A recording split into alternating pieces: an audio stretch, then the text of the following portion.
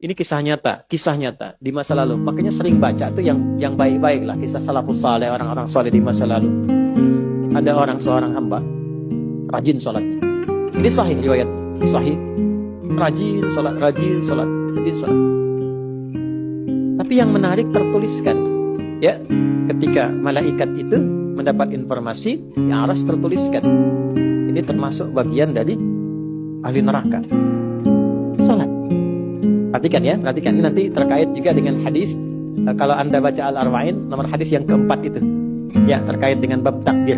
Bagaimana kemudian ikhtiar seorang hamba itu, ya, menjadikan ia berubah dari salah menjadi soleh dan sangat dicintai oleh Allah. Oke? Maka apa yang terjadi? Bapak Ibu sekalian, tiba kemudian si malaikat itu, ini kisah sahih yang sampai, lalu menyampaikan kasihan pada orang ini, kok kelihatannya ibadah tapi tertulis ahli neraka. Maka disampaikan dengan cara yang Allahu a'lam, apakah menyamar atau bagaimana, tuliskan. Kamu kok terus-terusan sholat? Padahal belum tentu baik di mata Allah. Belum tentu menjadi bagian ahli surga. Perhatikan jawabannya. Tujuan saya sholat ini bukan karena surga atau neraka. Tujuan sholat ini bukan karena saya dipandang baik atau buruk. Tapi tujuan sholat ini saya ingin mengagungkan Allah Subhanahu. Perhatikan. Dan nanti ini menjadi cara bagi seseorang yang ingin bertobat. Jadi kalau ingin bertobat, tobatnya ingin benar, carilah perhatian Allah.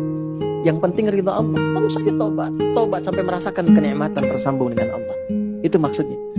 Jadi begitu keluar kalimat itu yang mengguncang arsy, itu yang dijadikan oleh Allah pelajaran bahkan pada alam malaikat untuk mengenal bagaimana rahmat Allah itu diberikan. Mudah bagi Allah membuka, merubah, memutar, mudah. Tapi Allah ingin memberikan pelajaran bahkan di alam malaikat bagaimana kasih Allah diberikan. Begitu kalimat itu muncul, apa yang terjadi? Maka berubahlah di arsy namanya menjadi ahli surga. Ini riwayat sahih. Berubah menjadi apa? Ahli surga. Padahal Allah tuh maha mengetahui, gampang aja tinggal dirubah ahli surga, tidak. Tapi Allah ingin memberikan informasi bahkan di alam langit kepada para malaikat betapa tingginya rahmat Allah memberi kesempatan pada setiap hambanya untuk kembali kepada Allah dalam kebaikan. Dan itu disebut hamba.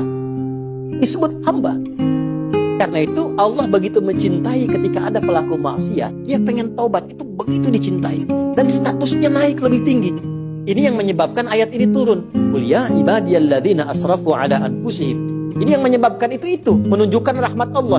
Hai hambaku, betapa besar pun kau pernah berbuat dosa, sepanjang masih hidup belum tiba ajalmu, jangan pernah putus asa untuk mendapatkan rahmatku. Pakai rahmat. Rahmat di sini mencakup